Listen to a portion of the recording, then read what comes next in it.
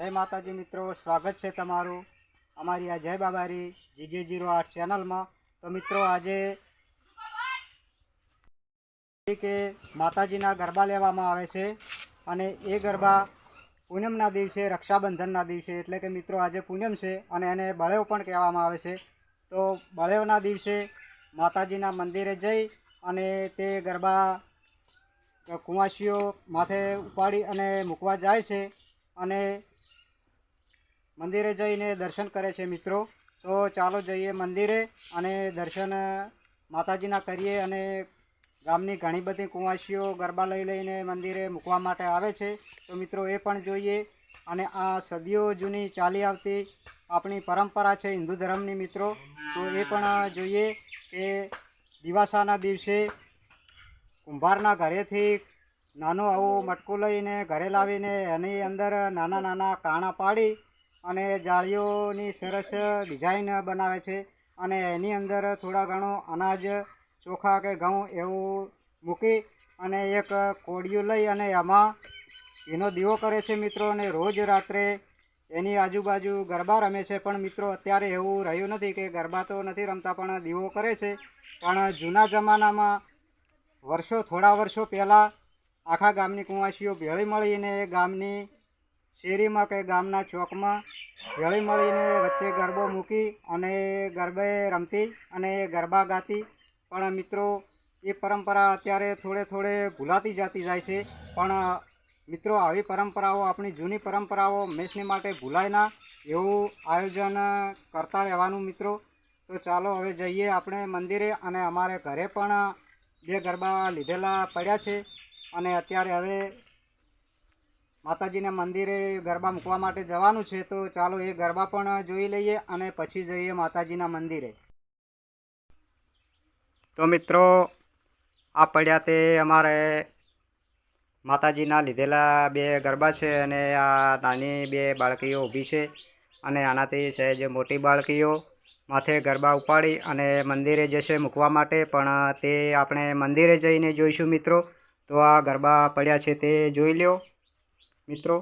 આવા ગરબા બહેનો લેતી પહેલાંના જમાનામાં અને ગરબો વચ્ચે મૂકીને આજુબાજુ ગરબે રમતી મિત્રો અને ગરબા ગાતી। તો ચાલો હવે જઈએ માતાજીના મંદિરે અને ત્યાં જઈને મળીએ।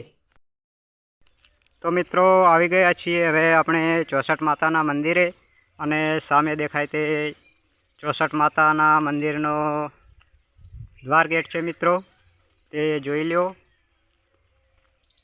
મંદિરના ચોફેર મોટો વરંડો છે, તે પણ જોઈ લ્યો મિત્રો। તો ચાલો જઈએ હવે આપણે 64 માતાજીના મંદિરે। સામે દેખાય તે માતાજીનું મંદિર છે મિત્રો અને વચ્ચે સરસ મજાની સાંકડી ગલી પણ બનાવેલી છે ચાલવા માટે।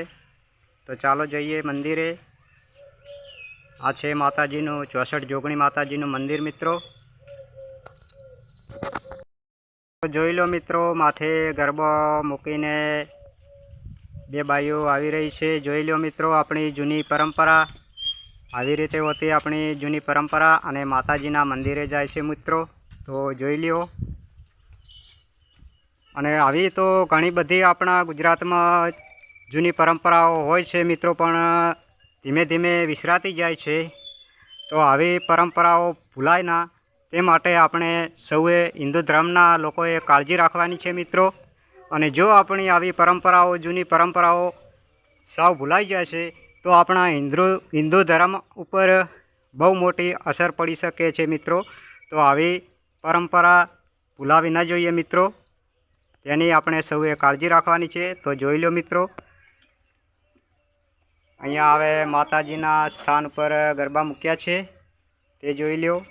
અને ભાઈ માતાજીની મંદિરે દીવાબત્તી અને જે નિવેદ લાવ્યા છે તેનું ધૂપ પણ કરી રહ્યા છે, તે જોઈ લ્યો મિત્રો।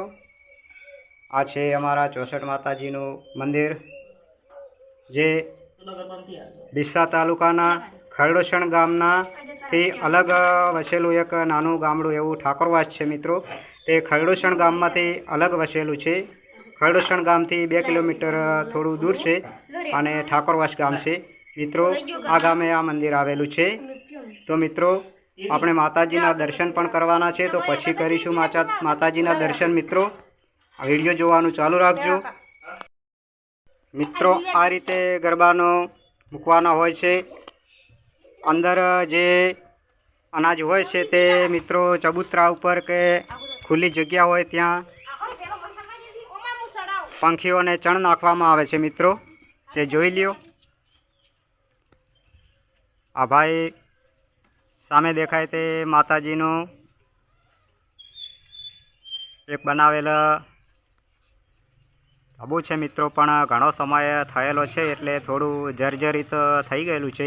તેના ઉપર ચડી અને જે ગરબામાં અનાજ ભરવામાં આવેલું હતું તેને ઉપર જઈ અને પંખીઓને નાખવામાં આવે છે મિત્રો. તે પણ જોઈ લ્યો.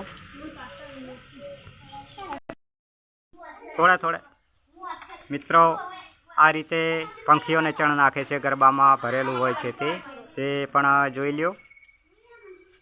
આ રીતે. અને અહીંયા ગરબા ઘણા બધા ગરબા આવેલા પડ્યા છે મિત્રો, તે જોઈ લ્યો. આવી રીતે બહેનો માથે ગરબા ઉપાડી અને માતાજીના મંદિરે આવે છે અને આવી રીતે મૂકે છે મિત્રો. અને તે પણ જોઈ લ્યો. આ રીતના ગરબા પાછા મંદિરે મૂકે છે.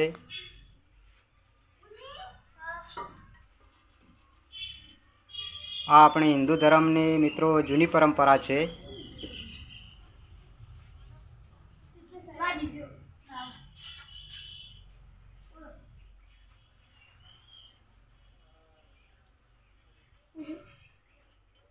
તો મિત્રો આપણા આખા ગુજરાત અથવા આપણે બધા તમામ દર્શક મિત્રો સાંભળતા હશો કે આપણા ગામની અંદર પણ આવી કોઈ પણ હોય જૂની પરંપરા તે ભૂલાવી ના જોઈએ. તેની ખૂબ કાળજી રાખજો મિત્રો.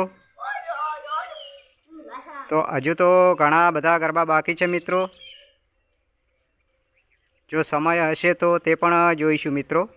અને બાજુમાં આવેલ વગર બાપજીનું પણ મંદિર છે, ત્યાં આપણે દર્શન કરીએ અને પછી 64 માતાના દર્શન કરીએ મિત્રો. આ છે વગર મહારાજનું મંદિર. અને અહીંયા મંદિરમાં મિત્રો ઘણા બધા વૃક્ષો છે વાવેલા. સામે ઊભા તે આસોપાલવ છે અને અહીંયા લીમડા કાપેલા દેખાય છે. પણ મિત્રો અહીંયા ઘણા ભારે લીમડા થઈ ગયા હતા, એટલે વાવાઝોડું હોય તો મંદિરને નુકસાન થઈ શકે એવું હતું, એટલે એ લીમડા કાપવામાં આવેલા છે મિત્રો. અને જૂના ગરબા અહીંયા ગયા વર્ષના પડ્યા છે તે પણ તમને બતાવી દઉં મિત્રો. તો વિડીયો જોવાનું ચાલુ રાખજો. અહીંયા જૂના ગરબા મૂકેલા છે તે આપણે જોઈ લઈએ. ચાલો જઈએ જૂના ગરબા પડ્યા છે તે મિત્રો જોવા માટે. અને આગળ એક અમારે નાનો બાબલો પણ જઈ રહ્યો છે જૂના ગરબા પડ્યા છે ત્યાં. તો મિત્રો આ પડ્યા તે આપણા ગયા વર્ષના જૂના ગરબા છે મિત્રો. મિત્રો ગરબા મૂક્યા પછી પ્રસાદ પણ વેચવામાં આવે છે, તે પણ જોઈ લ્યો. પ્રસાદ વેચાઈ રહી છે. જય 64 માતાજી. જય 64 માતાજી બોલો. જય 64. તો સામે અમારે એક ભાઈ ઊભા છે, તો અમે બંને ભાઈએ દર્શન કરી લઈએ. ત્યાં સુધી એક બીજા ભાઈ શૂટિંગ કરે મિત્રો.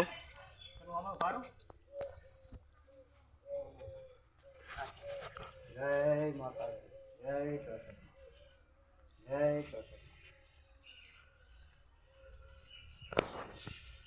64. તો મિત્રો આપણે આ ગરબાની જૂની પરંપરા જોઈ લીધી અને હવે માતાજીના દર્શન કરી લઈએ મિત્રો. ચાલો તો 64 માતાજીના દર્શન કરી લઈએ હવે.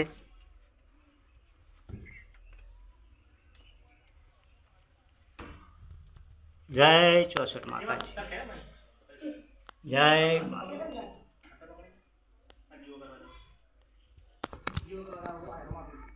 જય 64.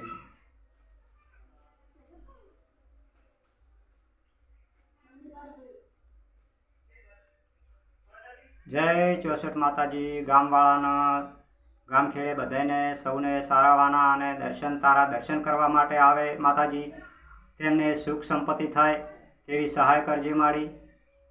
જય ચોસઠ.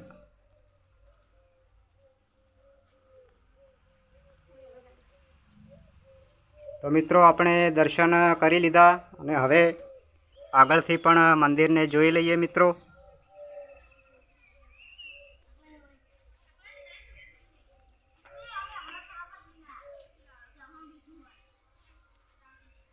આગળથી પણ મંદિર જોઈ લો મિત્રો. ઉપર બહુ મોટું નવનેજાધારી નેજું ચડી રહ્યું છે મિત્રો, ફરકી રહ્યું છે. અને આ છે અમારા ઠાકોરવાસ ગામનું ચોસઠ માતાજીનું મંદિર મિત્રો.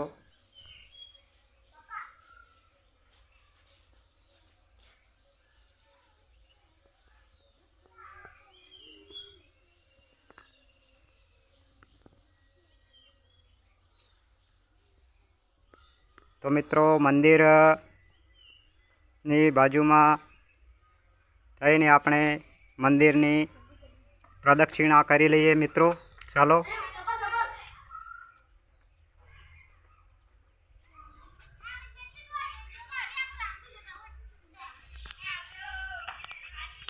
અને આગળ અમારે અજીતભાઈ પણ જઈ રહ્યા છે, જોઈ લ્યો.